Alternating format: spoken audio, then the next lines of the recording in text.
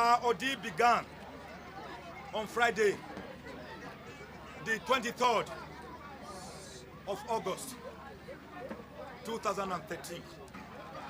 I want you people to listen. I was not traveling in the night. I want Nigerians to know the danger that we are into.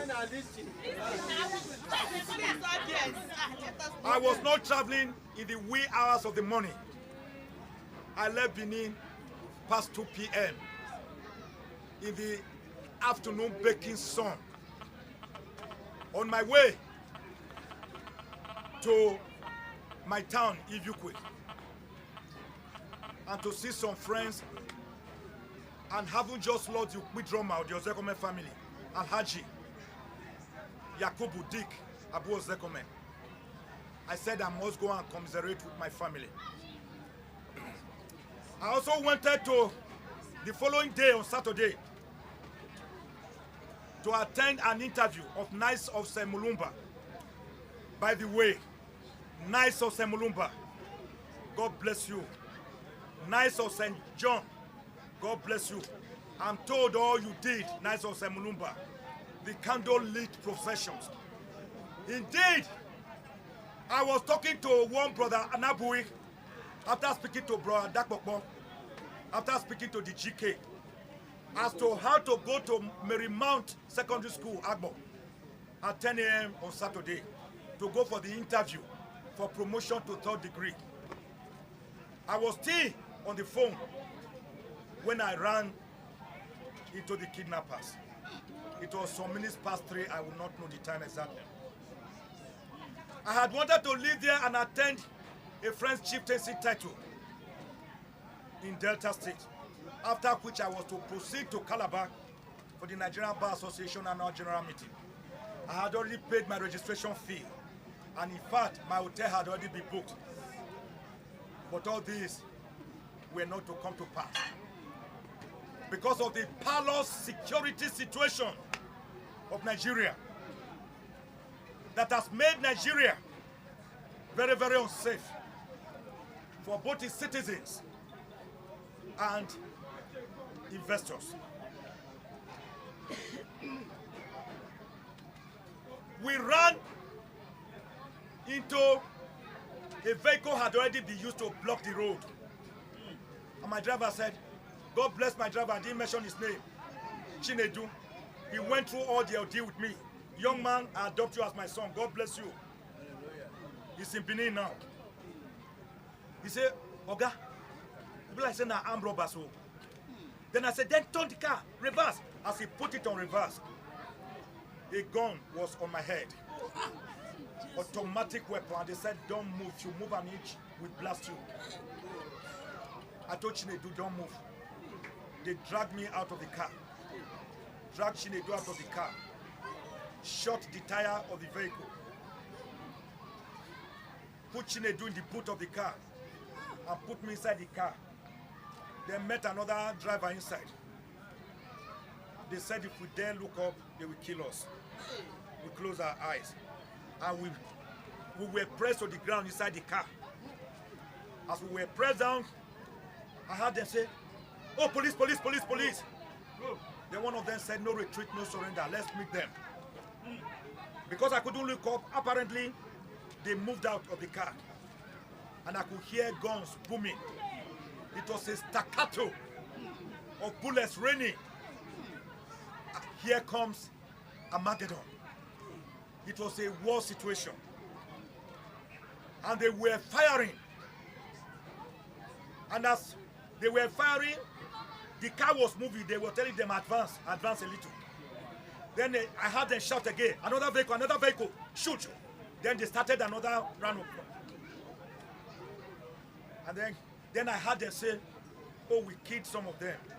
We killed some of them. Then tomorrow now, they will come out and lie and say some of us were killed or injured, even though none of us have been injured. I heard them saying that. Ladies and gentlemen, the good news that we have been delivered safe and unhurt and unharmed and in one piece. The bad news that I was not profiled. We were never profiled or targeted. Meaning that they merely operated randomly. It is bad news because it could have been any person, any other person. Bad news because it was when we were in the car with eyes closed that they started preliminary questions. What is your name? I said, Chief Mike Ozekome, SAM. They set my pocket, took out the complimentary cards and other possession. I heard the card, I said, what is your full name? I said, my full name is Chief Mike Ozekome, SAM. Constitutional lawyer, human rights activist, Akpakpa Bigibiadola. They said, yes. They said, yes, you are a man of truth. That's what is written on your card. I didn't even know they were holding my card. They said, so you are a lawyer? I said, yes, sir. How long have you practiced? I said, 32 years. I said, well, even if you tell us lies, by tomorrow, we know who you are. Do you know what? We always know who you are when we capture, when we kidnap people through the press. So even if you lie, we are going to know who you are tomorrow. That is how we were driven for about 4.5 hours. Through rough roads, through highways, you could feel it on the body that you are on a highway. You could feel it on the body that you are on a rocky path. You could feel it on the body that you are in a swamp. You could feel it on the body that you are inside a forest, that you are on a footpath that is not tarred. About 4.5 hours. Before they dumped us in a small, uncompleted building, far away from civilization. Far away. And it was 24 hours guard, security guard. Fellow Nigerians, we are not talking of toy carrying kidnappers. They told me that they have cell units across Nigeria. They reminded me, didn't you see that a footballer's father was captured in Jos and taken to Kano?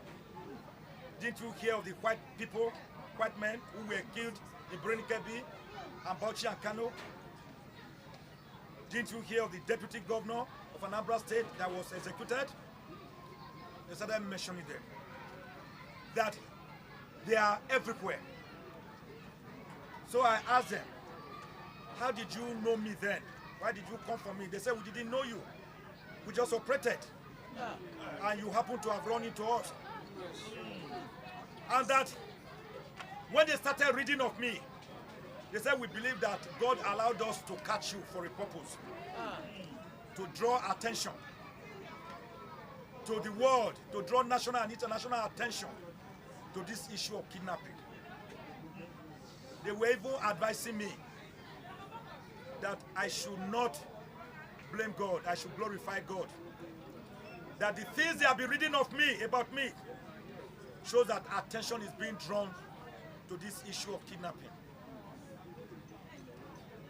Then, of course, all of them are always hooded and masked, so you cannot know or recognize anybody. Because even though they are hooded and masked, even when they are talking to you, whether in the afternoon or in the night, you must still close your eyes. If you don't close your eyes, you'll be in trouble. The death sentence was always hanging on us 24 hours a day. The experience was one of horrendous tragedy. It was horrific, to put it mildly. We were psychologically tortured. We were mentally, excruciatingly tortured. We suffered from psychical trauma. It was spiritually unnerving. It was physically debilitating. It was the nearest thing to death on earth. Fellow countrymen, if hell is worse than that, let us all pray that we will never go to hell.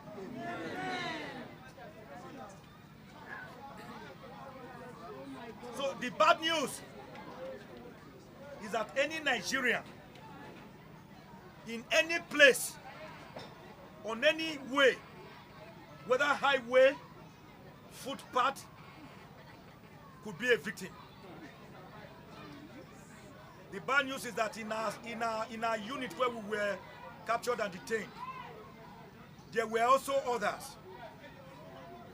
There was a woman with her 2 small sons and a little girl, daughter, and a driver.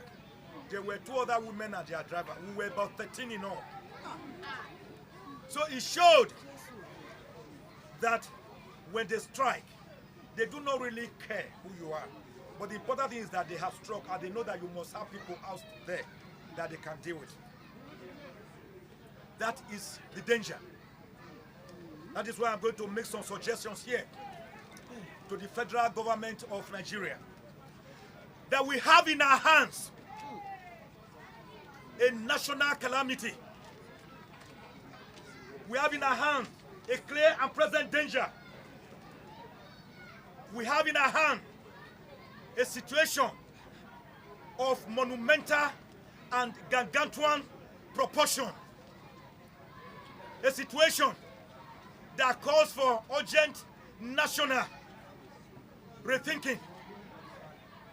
A situation that calls for presidential intervention. Not today, not tomorrow, not next week, as soon as yesterday, as urgent as yesterday. Let no one deceive themselves that we are dealing with a little phenomenon. Let no one fool himself or herself that we are dealing with toy gun carrying kidnappers. They told us that they cannot be caught with by any security outfit because their phones cannot be tracked. Their phones cannot be tracked. We asked them, why can't your phones be tracked? They said because, they said, can you see that we don't allow you to talk every day? Can you tell those people to shut up? They said, can you see that we only allow you to talk once in 3 days? I said, yes, sir. They said that is because before they grant us any opportunity to talk, they have to make special preparation. That where we are, for example, or where we were, that before they speak to me, the person who is going to speak to me, we have to travel across about 4 or 5 states outside where we were detained. And then the person will be on a highway and make the call. When he makes the call to their person, then they will now connect the person that represents me that they are talking with. They told me on one occasion that they are aware that some security agents went to Port Harcourt or Owerri side to arrest innocent people. That they use all those ones as decoy. That their calls do not originate from where their victims are detained. That they can't be so stupid. Ladies and gentlemen, we are dealing with very well-read people, graduates, that speak impeccable English. Very well-read graduates that talk philosophy. That when they are hooded, they discuss national issues with you. Problems of the country. Why they say they are in the forest, in the jungles. Why they are fighting against. What they are fighting against. They complain that the entire wealth of the nation has been cornered by less than 1% of Nigerians, 170 million people. And that the vast majority of Nigerians are suffering, eating from dustbins, in abject penury and squalor. One of them said he has been a graduate for 6 years. He has no job. That if he had a job of even 50,000 naira in a month, why will he carry guns to a highway? They try to justify what they do so as to have some clean conscience. One of them said he had a brother who graduated 16 years ago. He had no job.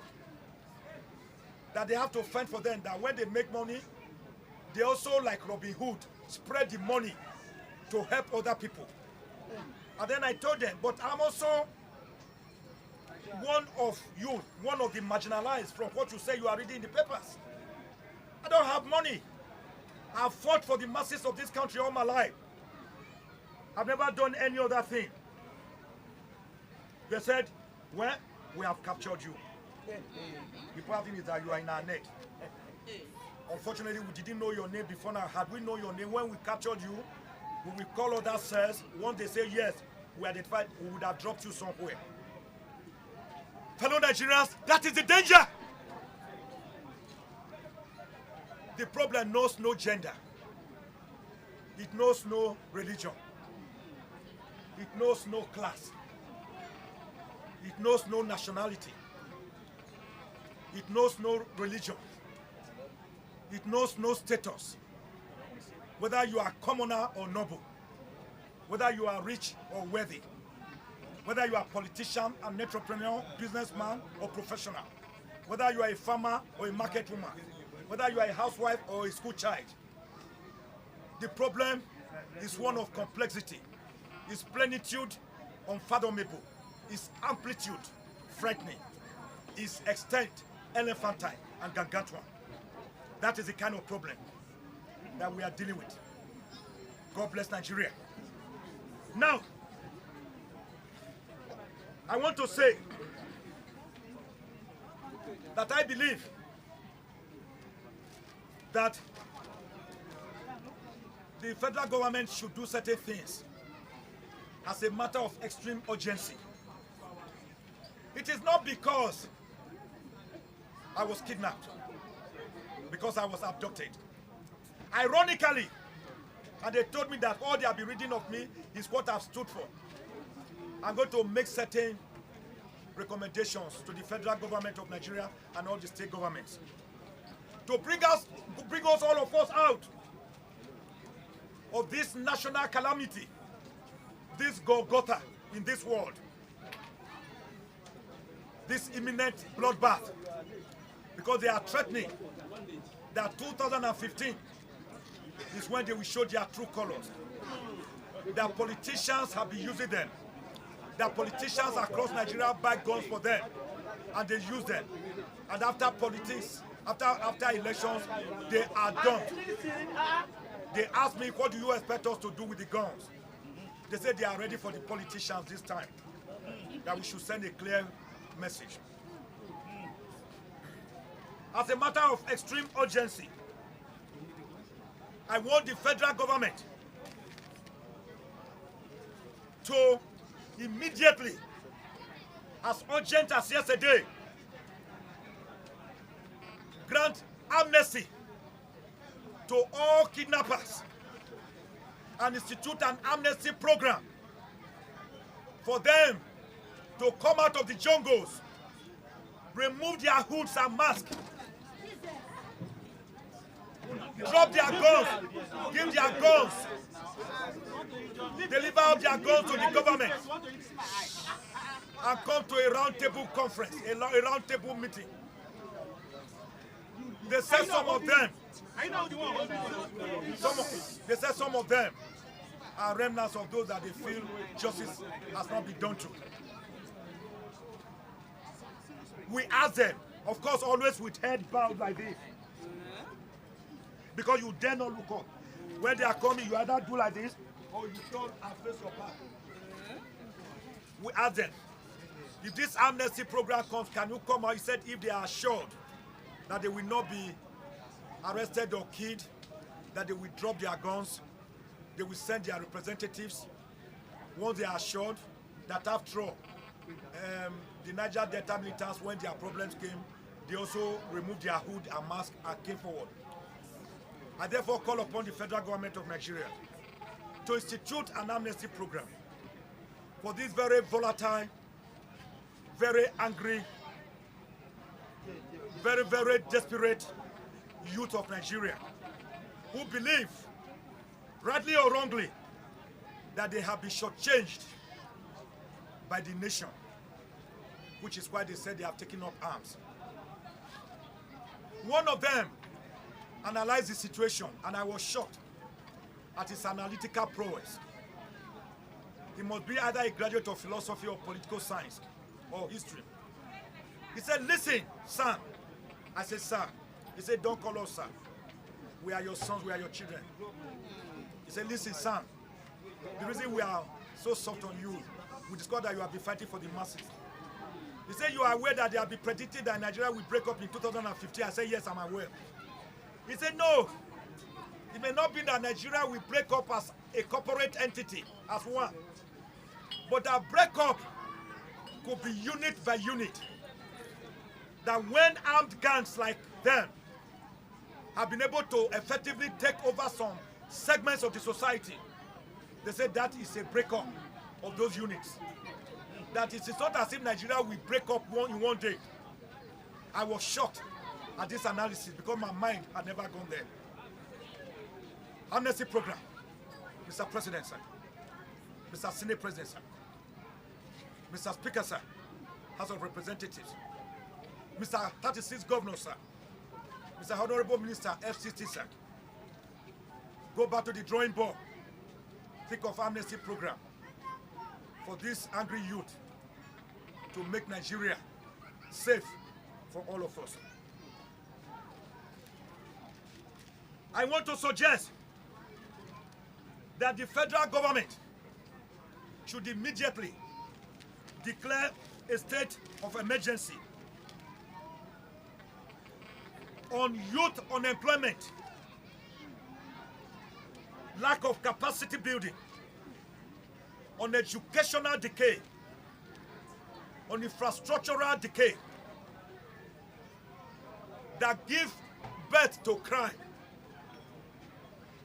that become the godfathers of Boko Haram, of militancy, of kidnapping, of armed robbery. They should declare a national state of emergency on these areas that I've mentioned. Another state of emergency.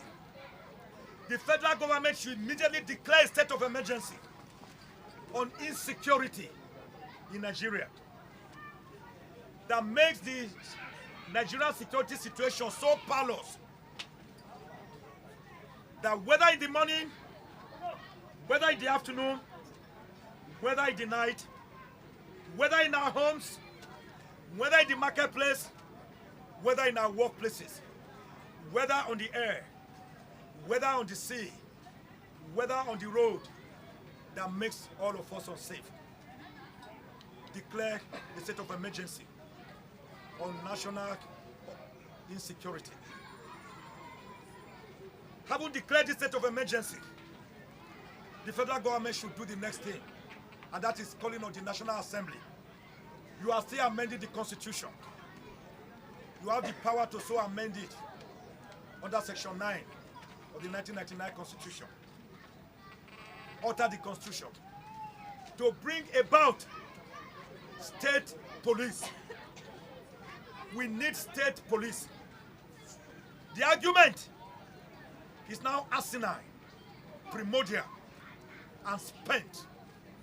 Oh, that state police, regional police were used in those days wrongly, therefore we cannot have state police. We need neighborhood policing. We need local government policing. We need city policing.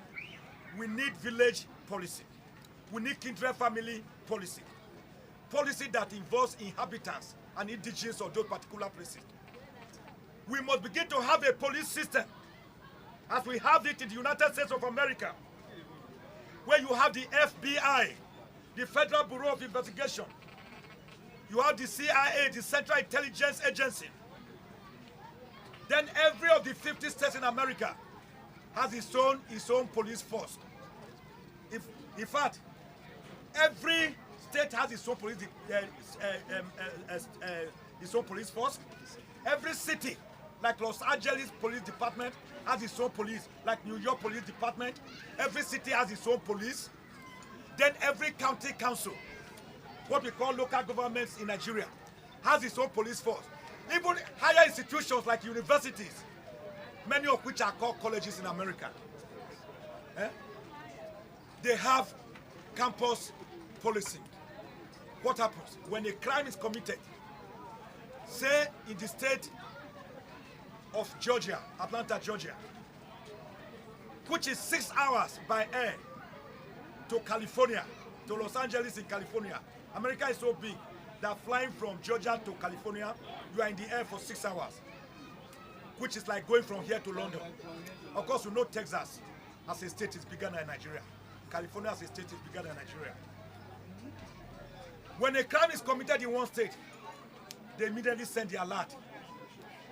All the states are alerted, red alert, and the criminals will be caught in no time. You will see helicopters already going to waylay the criminals in another state. So, federal government, sirs, Mr. Speaker, sir, Senate President, sir, tinker with the Constitution, alter the Constitution for the benefit of Nigerians and Nigerians yet unborn by creating state police. Sections 214 and 215 of the Constitution are now moribund. They are anachronistic, because today we have Minister of Police Affairs. What are his duties? Then you have Inspector General of Police. Then you have DIGs. Then you have AIGs. Then you have Commissioners of Police. Then you have Divisional Police Officers. When a crime is committed in a state, do you know what the Constitution says? The Constitution says, even though the governor of a state is the chief security officer of the state, he cannot give instructions to the Commissioner of Police. The Constitution says the Commissioner of Police must take instructions from the Inspector General of Police. The Inspector General of Police, on his own part, will take instructions from the Minister of Police Affairs, who himself may take instructions from Mr. President, because Mr. President is put at the apex. This is too behemoth, too elephantine, too unwieldy, too much of red tapeism. We need a lean police force, each state commanding its own police force.